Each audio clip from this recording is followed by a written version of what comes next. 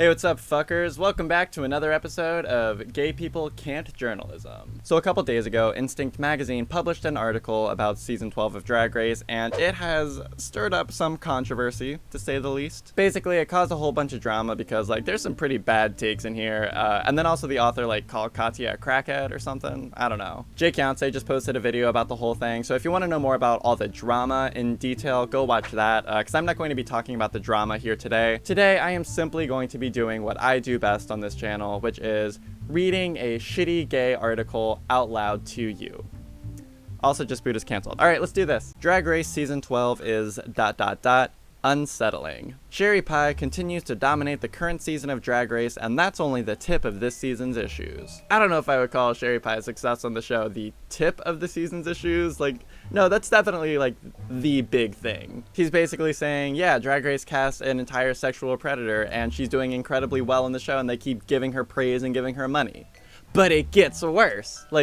No, it really doesn't get any worse than that. The RuPaul's Drag Race producers are probably popping champagne at their homes right now, as the current season has an unprecedented amount of media attention. I mean, I really doubt that the producers are celebrating with champagne because the media is covering the fact that they have a sexual predator on their show. It kind of sounds like a nightmare. It's been mainly negative attention because of the Sherry Pie's catfishing incident, which led to her to disqualification. Okay, so this is the real reason I wanted to read the article. It is rife with grammatical errors. First of all, the Sherry Pie? Don't give her that. I'm also a fan of which led to her to disqualification. There's too many twos. There's two twos. Too many. But with everyone being forced to stay home all across America, ratings must be through the roof. Doesn't it suck living in America right now? The only country on lockdown? Ugh, man. Well, at least that's balanced out by the fact that we're the only country that can watch Drag Race. Combine those tidbits of attention with a round of applause for the series donating all of Sherry's winnings to the Trevor Project and nearly editing her out of each episode, and you have created mainstream praise for the series, which should lead to yet another Emmy Award. Whew, holy shit, girl, I am out of breath after that. That was more than just a run-on sentence, girl. That was a whole marathon of a sentence. Please do not be afraid to use commas. They're your friends. I don't know that there's a category at the Emmys for who can edit around a sexual predator the best, but honestly, there probably should be at this point, let's be real. Yes, all of that is great, and some of the queens are serving trailblazing looks, but it's quite difficult to get over some aspects that still remain in the show. Interesting use of the word trailblazing. I am not convinced that he knows what it means, but okay.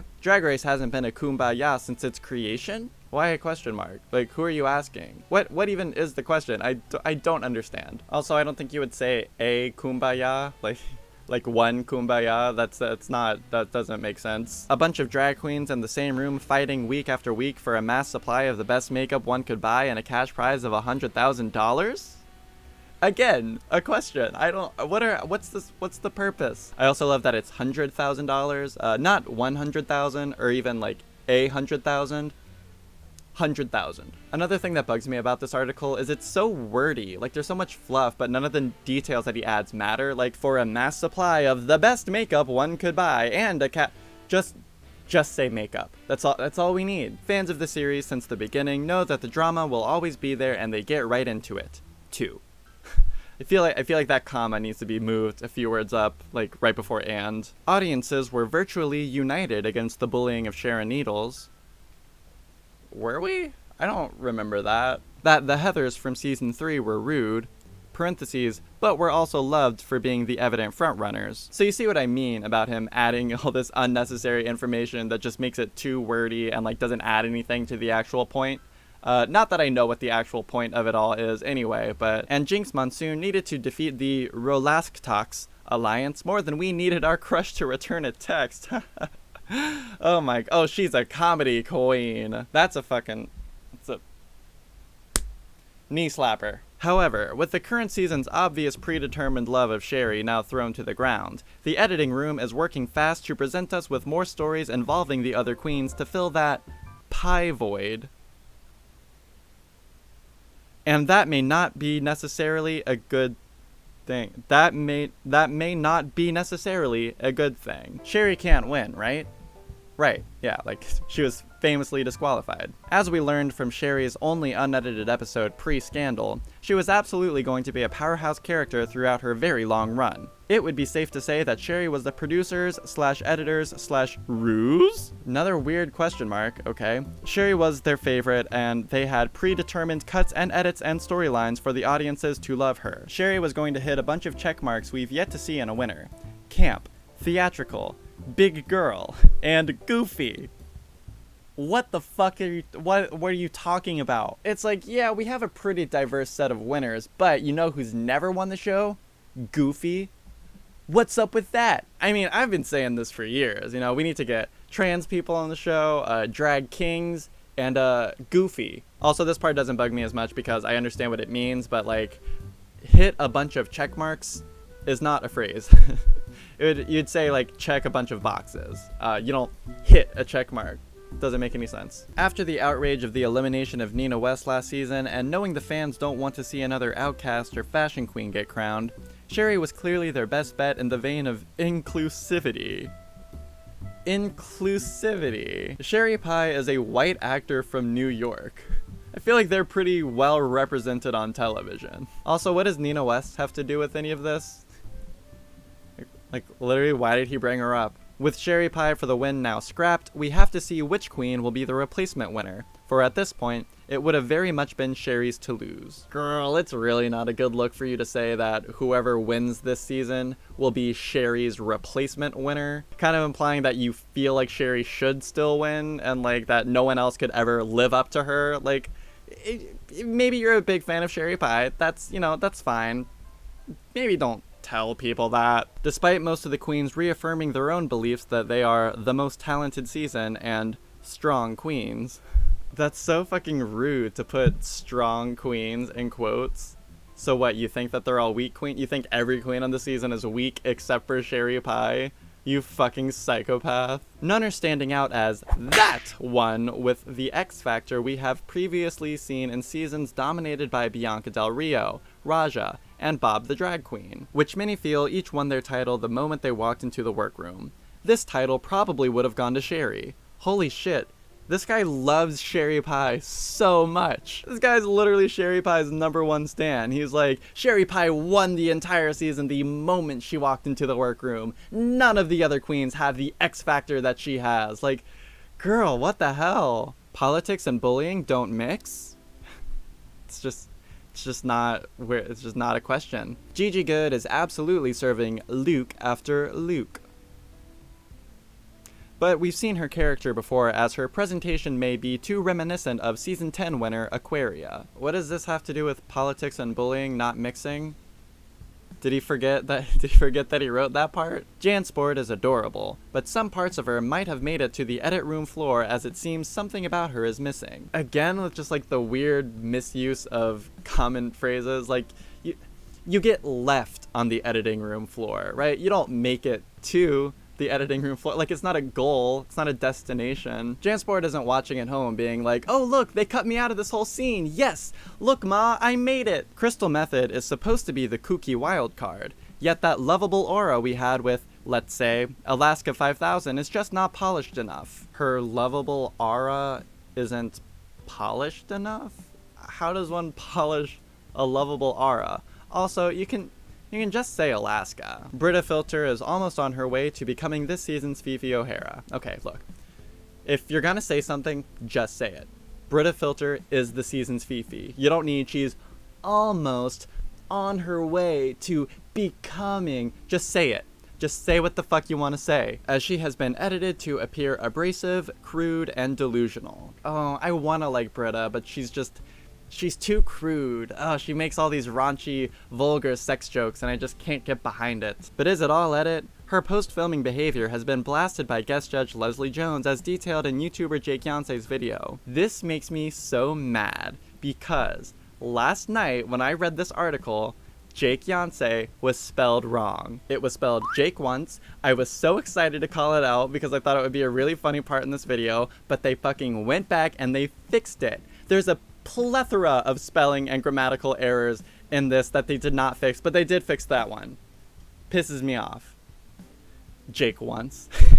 We are feeling for Aiden Zane as the group bullying, which is hyphenated for some reason, of her is becoming uncomfortable. Not even Nikki Doll's generous wig donation to the lovely and full of heart Heidi in Closet could save her from the sad gang mentality witnessed during last night's Untucked. Why would her wig donation save her from gang mentality?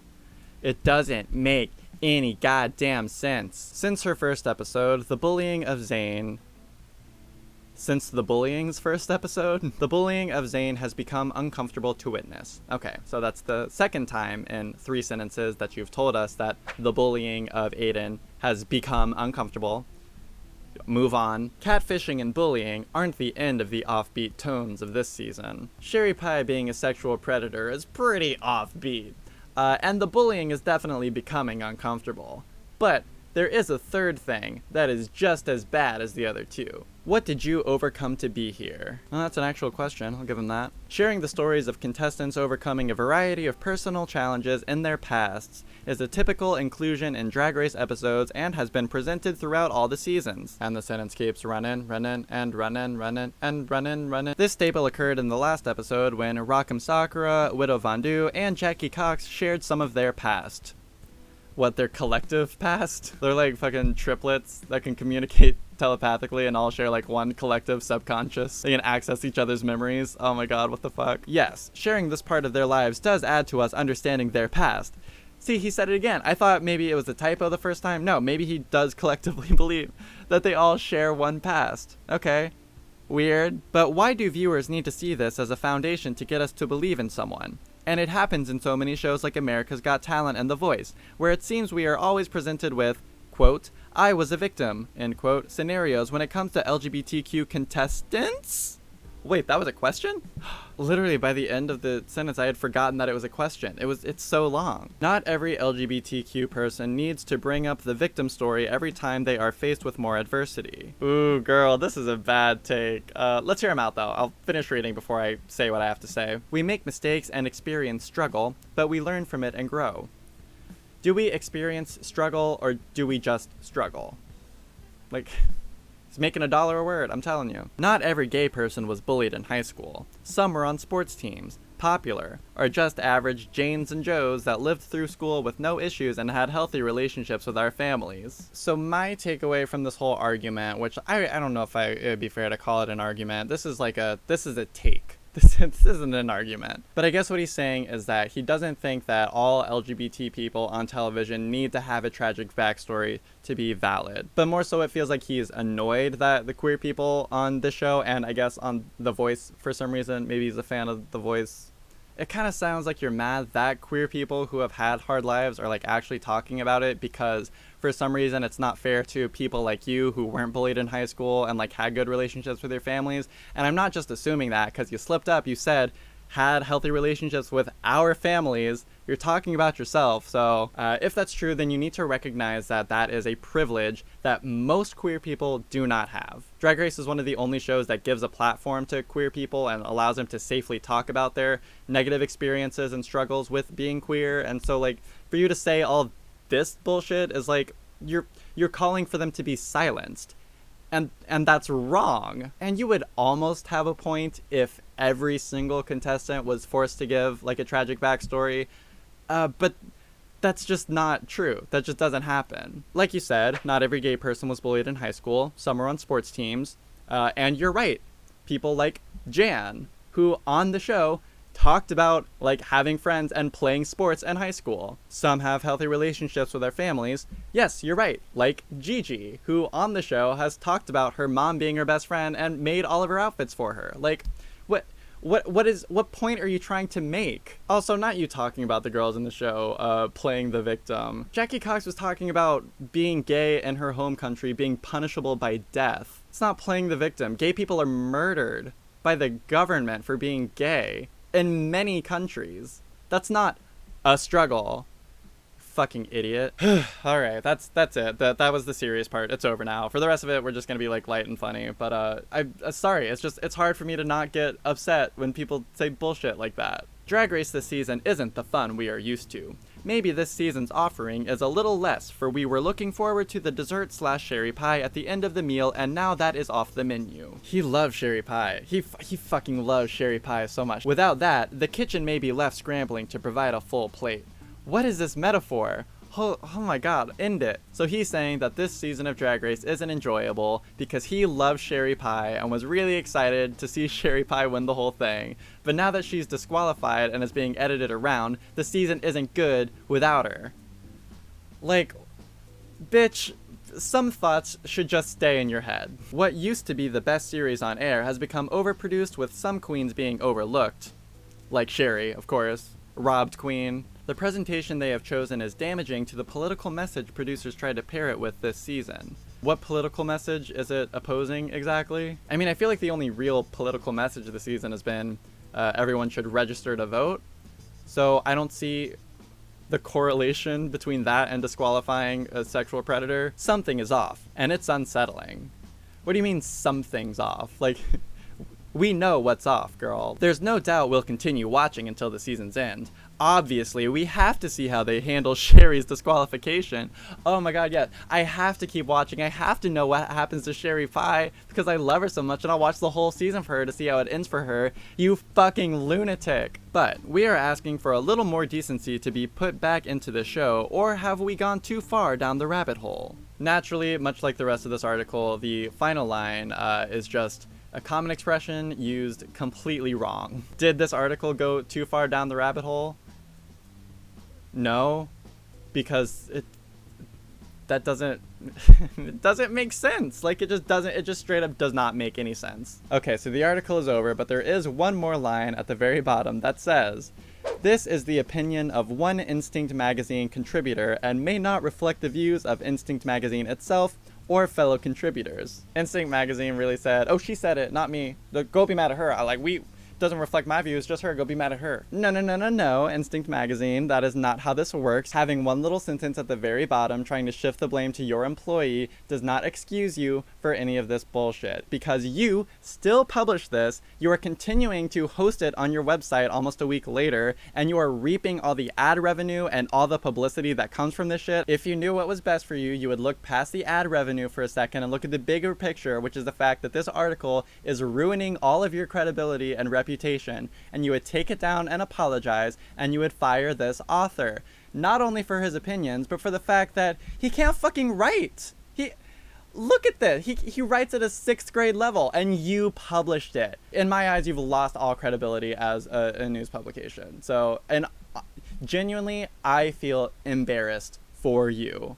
So, thank you for watching. Anyway, yeah, that's the article. It's over. I had a lot of fun reading it. Thank you so much for watching. I really, really do appreciate you sticking around and watching this entire video. Be sure to like this video and make sure to subscribe to my channel for more content that will hopefully fill the pie void left in your life. That's it. Hey, what's up, crackheads? Welcome to... No, I can't say that.